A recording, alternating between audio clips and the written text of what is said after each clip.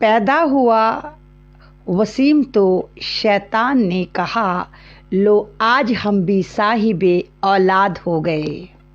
तो इनको फर्जी मानता हूं, तभी तो मैंने चैलेंज किया। मैं फर्जी मानता हूं। अल्लाह के मैसेजेस जब इकट्ठा किए जा रहे थे, उसके अंदर अपनी मर्जी से दूसरे देशों पर खलीफाओं ने हमला करने के लिए, वहां लूट करने के लिए, वहां रहजनी करने के लिए, वहां की औरतों से अय्याशी करने के लिए इन आयतों को उसमें शामिल किया। और सुनिए, इन आयतों को शामिल किया और आयतों के जरिए फतवे दिए गए, आयतों के जरिए इमामों के कत्ल के फतवे दिए गए और इन्हीं आयतों के जरिए दूसरे मुल्कों पर चढ़ाई की गई। ये आयतें शामिल इसलिए की गई थी और रहती दुनिया तक, अगर कुरान के अंदर ये 26 आयतें मौजूद रहेंगी तो रहती दुनिया तक आतंकवाद आप खत्म नहीं कर। वसीम राफजी कहां से हटाने की बात कर रहा तू? अगर कुरान शरीफ से हटा दिया जाएगा तो ये हाफिजों के सीने से तेरा बाप हटा पाएगा? और कुरान सिर्फ हाफिज के सीने में नहीं है, लोहे महफूज में भी लिखा हुआ है। वहां से तेरा बाप हटाएगा, दादा हटाएगा। और सुने, आप लोग को जनरल नॉलेज के लिए एक बात बता दूं, ये पहला आदमी नहीं है वसीम राफजी। इससे पहले हजरत उमर के जमाने में भी एक यहूदी पहुंचा था और उसने ये कहा था, अपनी कुरान शरीफ तो मैं मान लेता, वही को मान लेता, मगर जिब्रील से अपनी नहीं बनती, जिब्रील से अपनी नहीं बनती जो कुरान लेकर के आते हैं, ये उसने कहा था। शॉर्ट में बता, उस्मान गनी के जमाने में बनी इसराइल पहुंचे थे और कहा था एक नुक्ता हटा दीजिए, हमारी तौहीन हो रही है उस आयत के जरिए। वो नुक्ता हटाने के लिए गए थे। अबू लहब है, शीबा है, कुरान से इनकार कर रहे थे। हर जमाने में वसीम राफजी है, हर जमाने में शक्लें अलग अलग, कलर अलग अलग, झंडा अलग अलग।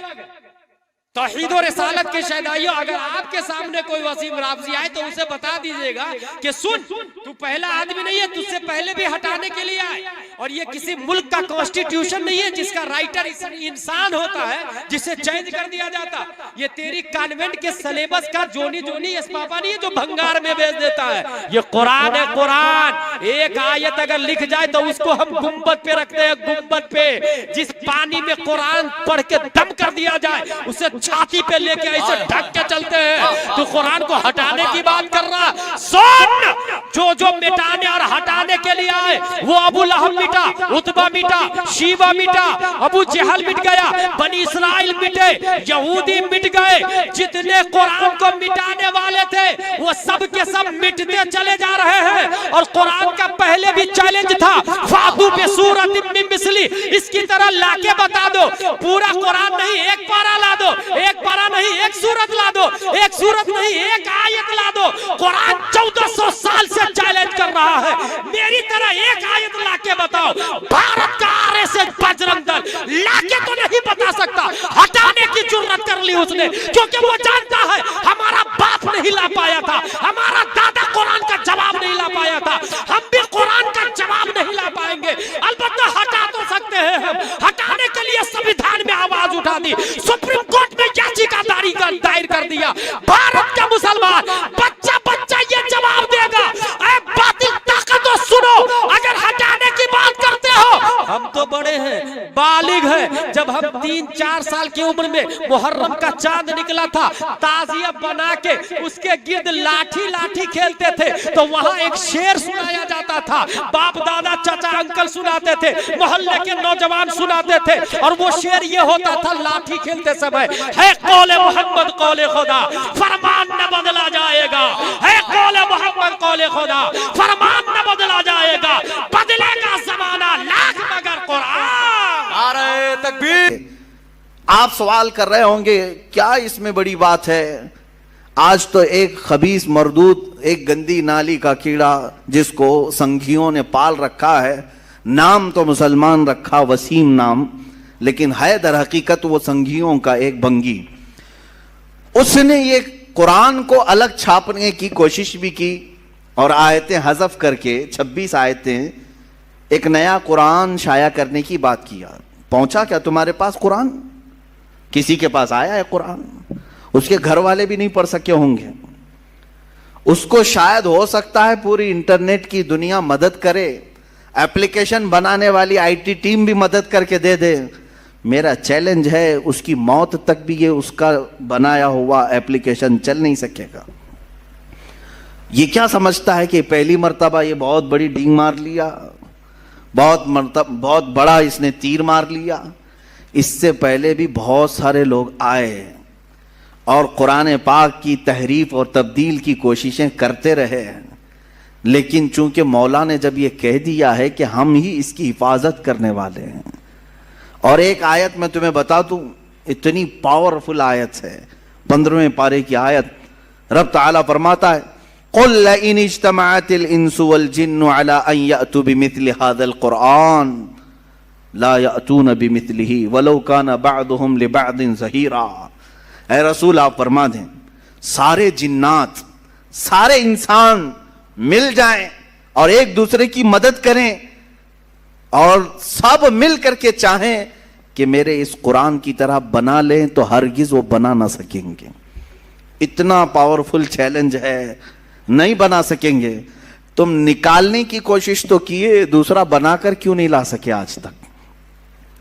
خرابیاں ڈھونڈنے کی تو کوشش کیے، ایک اور قرآن کیوں نہیں بنا سکے آج تک؟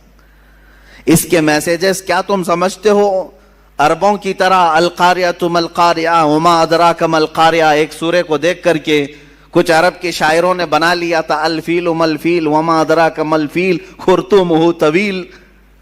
اس آیت کے وزن پر انہوں نے بھی سوچا ہم بھی بنا لیں گے، لیکن وہ خود ہی ہنس پڑے بنا کر. ان کو خود ہی لگا کیا بھدا ہم نے بنایا ہے. القاریعۃ ما القاریعہ، اس کا معنی ہی کچھ اور ہے، دل دہلا دینے والی. وہ قیامت کے متعلق ہے. کیا دل دہلانے والی؟ تم کیا جانو کہ کیا ہوتی ہے دل دہلانے والی؟ وہ قیامت کے منظر کو اللہ بیان فرما رہا ہے سورہ قاریعہ میں. اور اس کے بدلے میں کچھ عرب کے جاہل شعراء بہت پیسے لے کر بنا کر لائے تھے کہ ہم بھی اسی ٹائپ کا کچھ بناتے ہیں. وہ بنایا کیا؟ الفیل ملفیل وما ادراک ملفیل، ہاتھی، تم کیا جانو ہاتھی، خرطومہ طویل، اس کی سونڈ لمبی ہوتی ہے، اس کی پونچھ چھوٹی ہوتی ہے. اور اس کے بعد پھر ہنسنے لگے یہ کون سی سورہ ہے، یہ کون سی سورہ بنی؟ وہ خود اپنی بنائی ہوئی چیز پر ہنس پڑے اور پھر پھاڑ کے پھینک دیا. میرے عزیزو، عرب والے جو عربی کے بڑے بڑے بلیغ اور فصیح تھے، ان کے درمیان میرے آقا صلی اللہ علیہ وسلم نے صرف 3 آیتیں لکھ کر کے چیلنج کیا تھا. خانہ کعبہ پر پہلے شاعروں کے شعر لٹکائے جاتے تھے، کیونکہ عرب میں اس وقت لٹریچر کا دورہ تھا. جو سب سے اچھا شعر لکھتا وہ خانہ کعبہ کے دروازے پر لٹکایا جاتا، اور جب کوئی دوسرا اس کا جواب لکھتا تو یہ پہلا والا نکال دیا جاتا، پھر نیا والا لگایا جاتا تھا. مقابلہ ہوتا تھا. یہ مقابلہ کئی سال تک چلا، کئی دنوں تک چلا. جب قرآن پاک کی 3 آیتیں میرے آقا صلی اللہ علیہ وسلم نے لے جا کر کے لگایا، انا اعطیناک الکوثر فصل لربک وانحر ان شانئک هو الابتر. 3 ہی چھوٹی آیتیں ہیں، چھوٹی آیتیں، اور قرآن پاک کی سب سے چھوٹی سورہ بھی ہے. اتنا ہی لے جا کر کے میرے آقا صلی اللہ علیہ وسلم نے خانہ کعبہ کے پاس لٹکا دیا. اب عربوں کو تکلیف ہوئی کہ اس کا جواب تو ہونا چاہیے. شاعروں کو بلاؤ، پیسے دے کر کے بلایا گیا، آؤ اس کا جواب دو. بہت سارے آئے، دیکھے، کیونکہ اس کا جواب لکھنا معمولی نہیں تھا. یہ ہے تو چھوٹی سورہ، لیکن معنی کے اعتبار سے ہر آیت میں ایک سمندر موجود ہے. اس کے مفاہیم، اس کے ترجمے کرنے بیٹھ جائیں، ہر لفظ کا ایک بہت ہی بلیغ معنی ہے، فصیح معنی ہے. تو ایک بہت بڑا شاعر آیا، اس نے کہا میں جواب لکھ دیتا ہوں. اس نے اس کے نیچے اپنی جانب سے لکھ دیا ما ھذا کلام البشر. اسی کے وزن پر لکھا اس نے انا اعطیناک الکوثر فصل لربک وانحر ان شانئک هو الابتر. اتنا لکھا تھا. نیچے اس نے جا کر کے لگا دیا ما ھذا کلام البشر. وہ کہتا ہے میں اس کا جواب یہ لکھتا ہوں، یہ بشر کا کلام ہو ہی نہیں سکتا، یہ کسی انسان کا کلام ہو ہی نہیں سکتا. اس کے بعد پھر یہ خانہ کعبہ پر یہ لٹکانے کا سلسلہ بھی بندی ہو گیا. آخری مرتبہ قرآن کی وہی سورہ لگائی گئی اور آج تک پھر دوبارہ کوئی چیلنج کے لیے لا نہیں سکا. عزیزان گرامی، میں تم سے یہ کہنا چاہتا ہوں کہ تمہارے ہاتھوں میں جو قرآن مقدس ہے اس کو معمولی نہ سمجھو. یہ اللہ رب العزت کی سب سے اخیر میں آنے والی کتاب، سب سے عظیم اسباق لی ہوئی کتاب، جس کے اندر اللہ نے زمانے ماضی کے قصص بھی بیان کیے، احکام شرعیہ بھی بیان کیے، آنے والے حالات بھی بیان کیے، تمہاری زندگیوں کی کامیابیوں کے راز بھی بیان کیے، لوگوں کے تباہ ہونے کے اسباب بھی بیان کیے، لوگوں کے معاشی حالات کیسے صحیح ہوں اس کے طریقے بھی بیان کیے، تمہارے اخلاق کیسے درست ہوں یہ تمام نکات بھی بیان کیے۔ یہ قرآن پاک ذخیرہ ہے علوم کا۔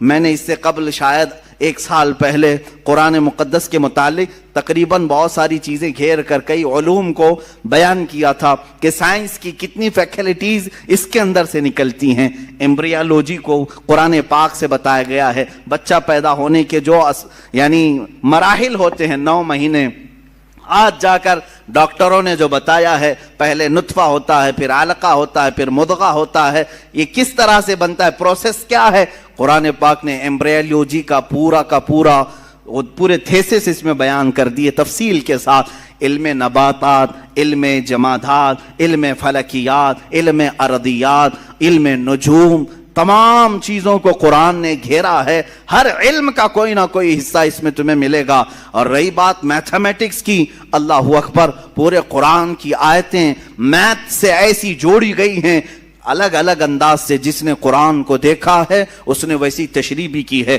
جانتے ہیں آپ، یہ 1400 سالوں سے قرآن دنیا کی سب سے زیادہ پڑھی جانے والی کتاب ہے۔